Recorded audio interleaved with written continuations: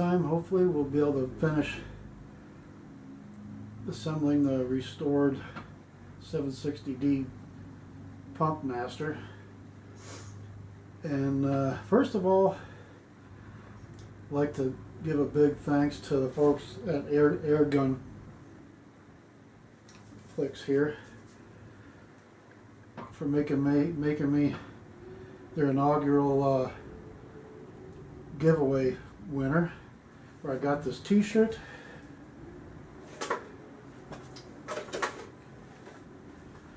and this hat here and a really nicely done coffee mug.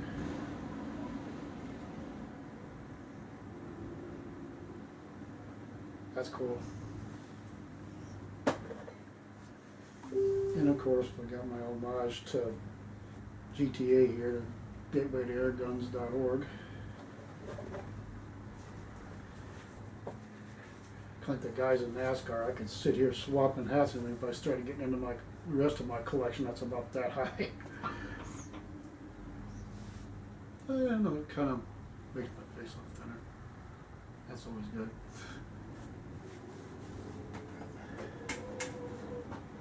Airgun Flicks and Budweiser, oh yay. So, as I said, oh, here's something else I want to tell you before I forget. On this 760D Pumpmaster stock, the rifle was built April 1998, by the way. That's a variant 8.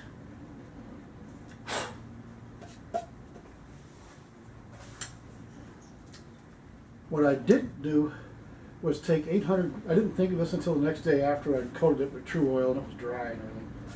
But after you allow the black acrylic overwash to dry, use a sanding block, maybe a hard foam sanding block, and some 800 grit emery paper, and lightly sand over the surface, because the wood grain and checking all that are indentations. They're low spots, in other words. So you can sand this part with 800 grit emery paper to get that little bit of black that's making the top surface of the brown look darker, and lighten that back up again so there's more contrast and it'll look a little lighter in the end. Then use, get it out here,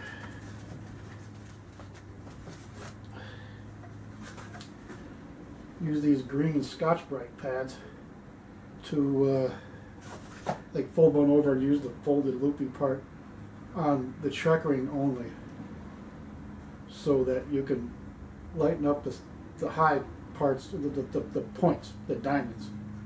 Lighten up the high parts and leave the black and the lines in the lower spots. And any engraving like this, you know. And then wipe it down with a soft cloth. Doesn't have to be a tack cloth, just a soft cloth to get the dust off and everything, make sure you got it clean. And then one coat of True Oil, and use some coat hangers, like I did over there, to hang up on the shelf, so you can hang it up to dry. And you get that. And here is the forestock.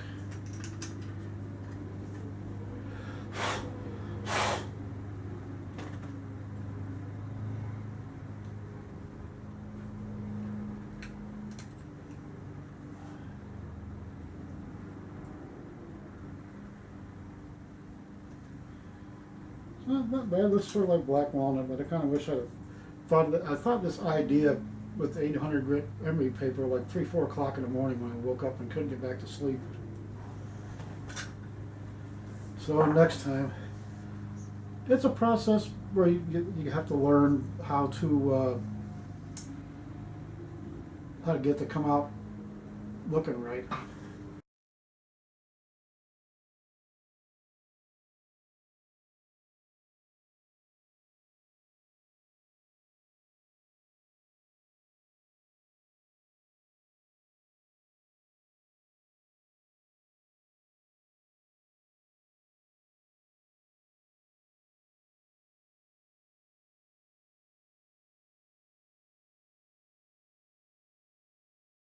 where it contrasts between the light and darker a bit. And here is the stock I picked up on eBay.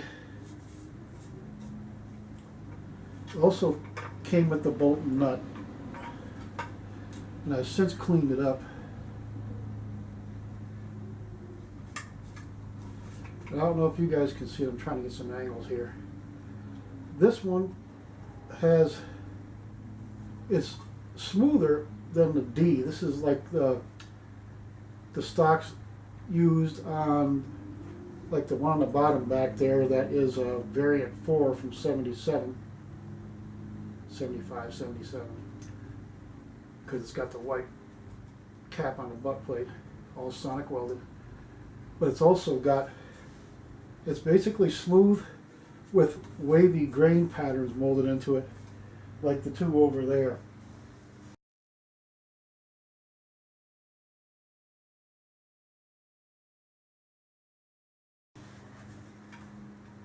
So I got this one, which is, it's a little darker brown than the one on my son's, which is like the amber on the bottom one. You know, like the lighter brown color, but it can't be helped. Gotta take what you can find.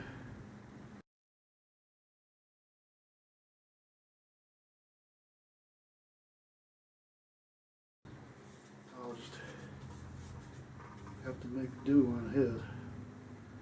I just scrub a lot of dirt off of that thing.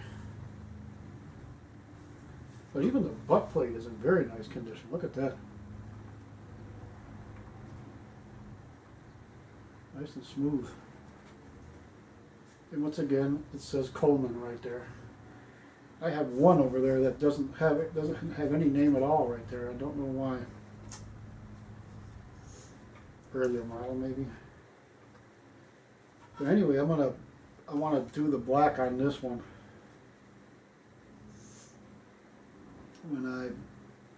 When I restore his, I'll take it back off, clean it, and paint in all of this, but I'll sand over it next time to lighten up the smoother, higher surface area, all like that, to get a better contrast before I true oil it. And true oil is the same color and consistency as real maple syrup, like you get from Canada or something. So that adds a little bit of tone, but not much.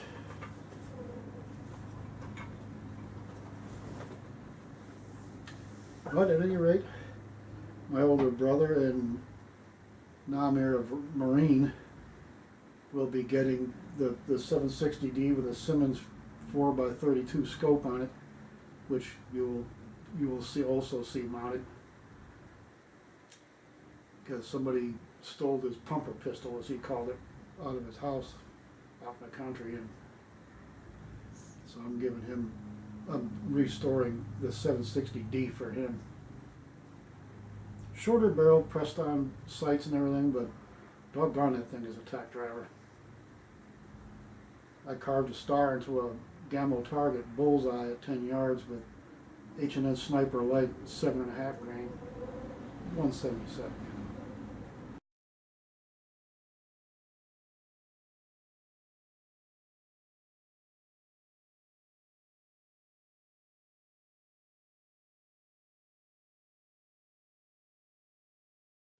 So anyway, without further ado, we'll get to putting this rifle back together.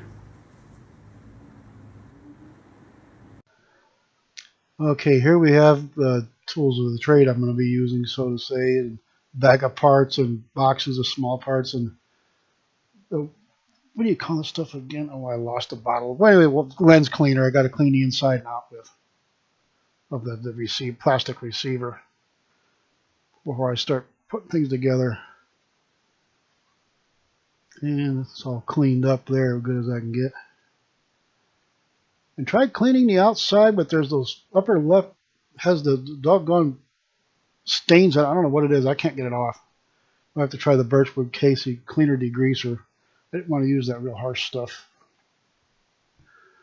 And here I used the lens cleaner again to clean the hole where in the hammer piston where the hammer spring goes. And here's the hammer piston and a little floating pin all cleaned up, polished with a green Scotch-Brite pad. Kind of see the whole thing there. And here it is with the pin properly inserted. Just to show you how that goes. And I had to take this valve apart, second guessing myself because of the check valve. It upgrades along the way. That there's a second upgrade the diagram doesn't talk about.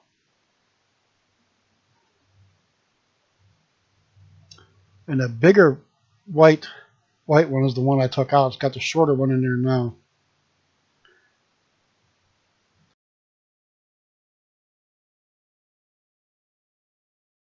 And here I'm gathering up all the parts to start reassembling this thing. All the re-blued metal and all. And here you can see the connecting rod, piston, and the barrel banding in their relative positions. And the pin in the connecting rod and piston here floats, just stays stationary inside the tube. And the gas valve lined up with the gas port in the tube there in its relative position. And showing all the parts that go inside the gas tube there. And the floating pin that goes in that slot on the end of the hammer piston, hammer spring, and the stationary connecting cocking piston rather. And put it in place there just so you can see where it all goes. And I had to use that tap hammer there to get the valve to go started in, as you can see there. And I oiled the seal. Forgot to clean the tube though after bluing and all that. And I had to use that rod there to push the valve all the way down, even with that port in the tube down there. And right here, I got it lined up pretty close. I used a 3/32 roll pin punch that fits in that hole, the gas port, to line it up properly. And here inserting the other three parts. As you can see, you have to push in that cocking piston to get the thing to seat on those little tube looking things on both sides of the receiver there. As you can see here. Okay, I'm going to try to keep the video go, get the video going on this one to show you how you put all of this back together. Now first, this little pin here that holds this onto the connecting rod and piston cup onto the lever fits loose, but is held in place when it's inside the tube. And we gotta put some Pelgun oil on the piston cup here. Piston cup. That's even messy. Okay.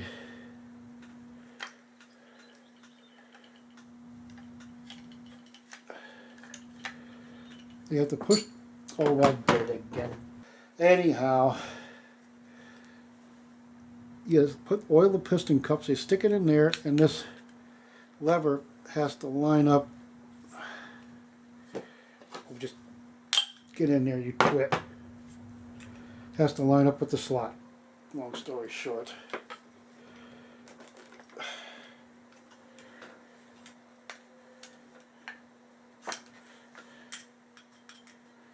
Okay, and I got those holes oiled up too. Barrel band has to line up with that hole there, as does this. I can't show you guys this and hold together all at the same time. The goddamn thing keeps coming apart. This is an incredible. It'll piss you off in a real hurry. This thing is a utter total pain in the ass trying to hold 50 dozen pieces all together, so you can pound the hell out of it to get it in there.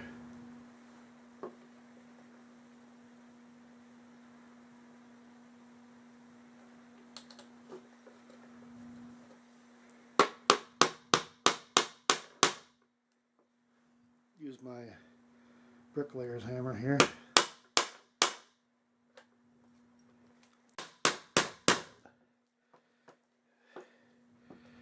Time.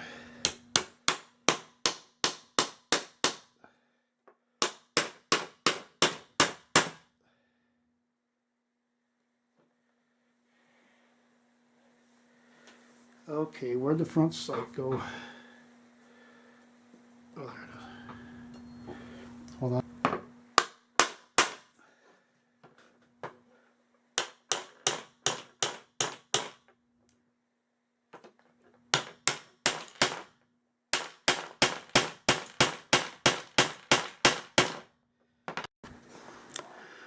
Okay, once again, this whole barrel, band, and pump tube assembly, gas tube assembly, whether it's CO2 pump, it's all got the valve and all that crap. You got the whole outside part's got to be assembled first. And then right here, oops, get something to point with. Hold on. Right here on both sides, you've got that goes here. The little pin on the hammer piston goes in here, in a slot in here, and these both all have to be pushed in and go down into a little hole. And here was the second or third time I started reassembling the trigger assembly, and I got it in the right order, but I didn't get it right. And here is where those two screws go towards the front of the receiver on both sides to hold the plastic breech in. And here it's pretty close to correctly assembled. I just didn't get the right angle piece of that first spring behind the thing that returns the trigger there. And those stains, those blasted stains, I couldn't get that off with any of the cleaners I had. And then showing the screws there, that 3 screws that hold the receiver and barrel band, and where the 2 longer screws go on either end right there. And it goes back together pretty good, but not quite. Okay, let's see if I can do this one-handed. Wrong one, darn it. Okay, got the loop on this trigger spring here goes on top of the little center, the smaller center part of the safety button there. That's where the spring rides and does its thing. Got this pushed in, and on this little hole thing over here. And this here has this little screw stuck through the receiver on the other side here, right in front of the breech opening, to hold this in place. That's the breech. This Remington nylon 66 like bolt slides into the breech here, so that's a little different than the older models. Take a good look at that, because I Molly lubed everything and all of that, including little sort of wrench opening part right there all around that, because there's this little thing on the trigger right there, and this little notch it sits down in. And this little notchy thing right here goes behind the trigger, because the trigger is intended to push against it to do its thing. And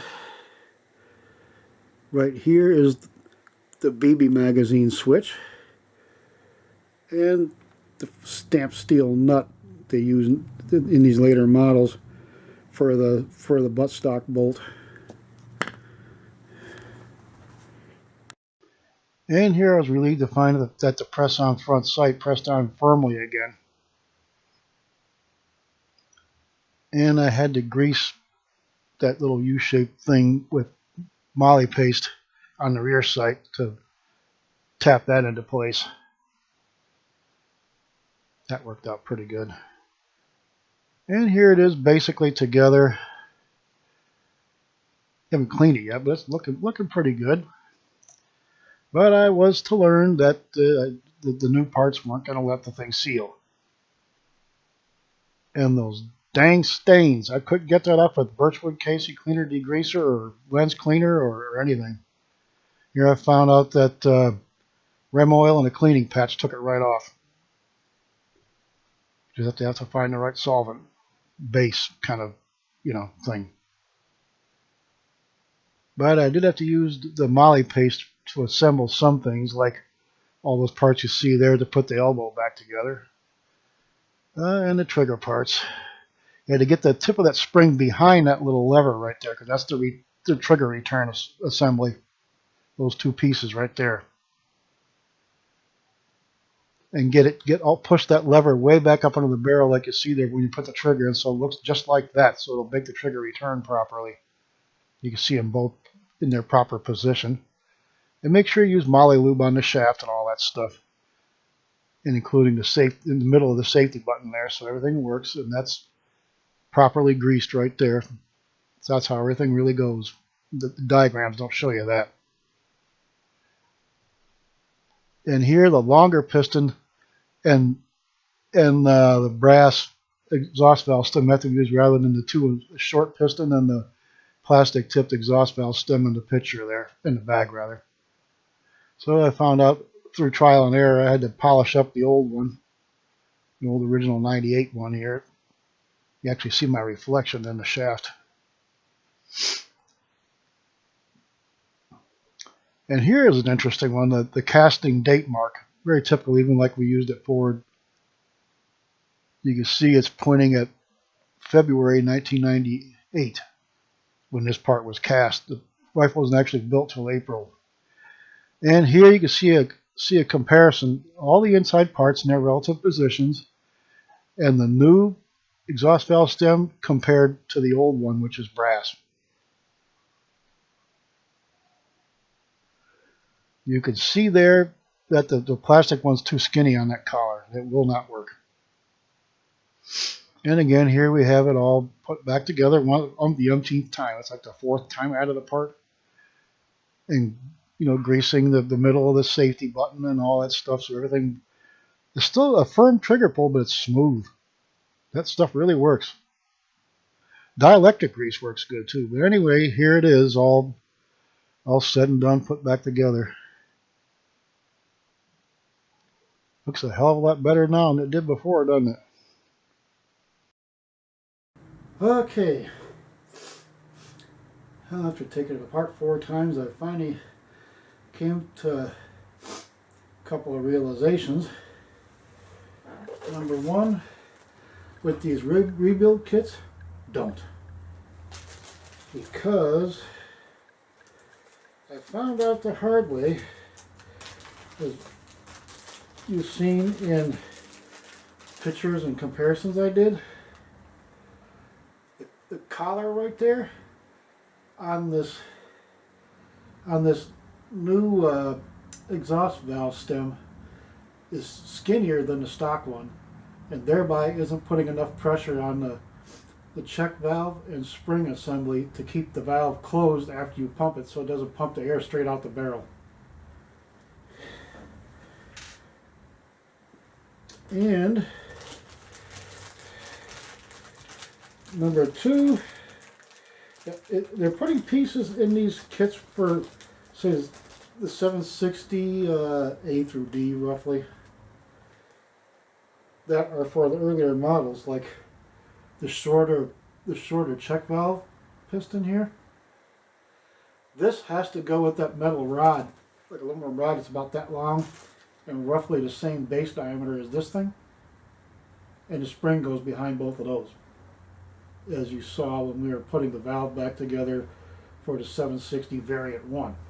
Okay, so those 2 parts for the later models are totally worthless, but the seals and cups and everything are still good. And here's another one I want to show you that I got right the first time, but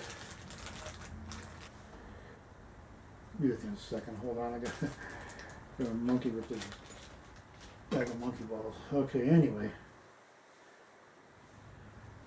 this little O-ring here isn't an O-ring. It's like a cut piece of tubing. This is the breech gasket, which instead of going between the barrel, the hole in the barrel, the port hole that is in the barrel, and the top of the gas tube, in the later models it goes in the side of the gas valve on the exhaust end. I mean, no, on the front end. I'm sorry, where it ports from the valve and tube through to the barrel behind the pellet, all of that. So this breech gasket in later models goes in the side of the valve.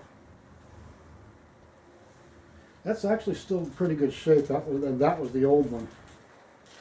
The new one is in the rifle now,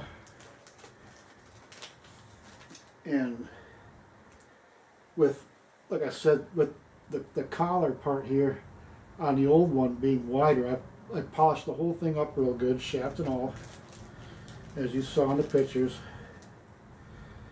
and used the original longer version of this piston, as I showed you, in the valve. I experimented with the parts singly, just to make absolutely sure I knew which one it was, and it's a combination of the check valve pistons, the white plastic one, the longer one, and the stock exhaust valve stem. You have to use those two, or it'll just, every pump will push all the air right out the barrel.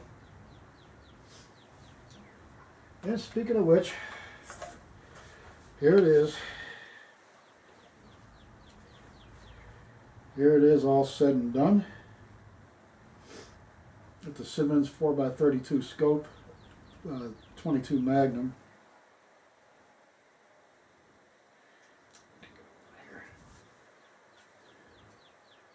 My hair and lint must have stuck to the oil really. And the two stains, like right here and right there, rem oil and a gun cleaning patch was the only thing that would take that stuff off. And the more you wipe it down with the rem oil, the more the cleaner's gonna be and all that. So there it is.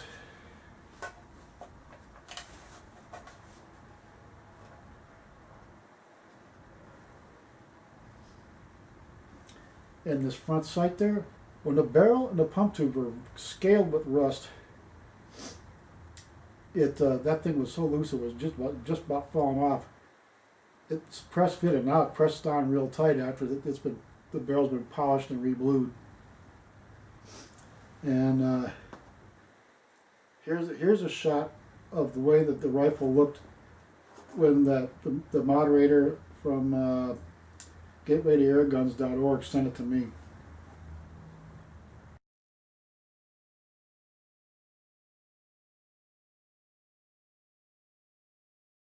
Quite a difference, huh?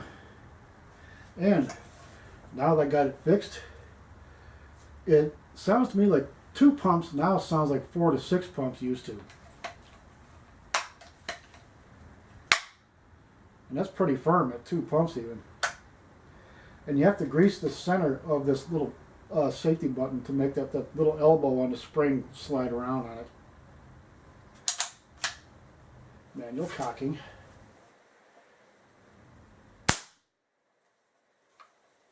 Sounds pretty good. Now here's 6.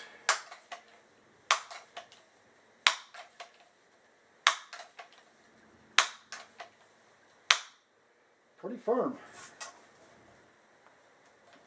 Oops. Have to cock it.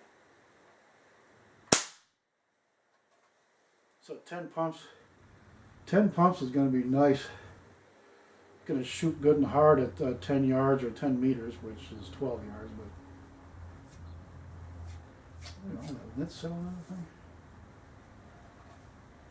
But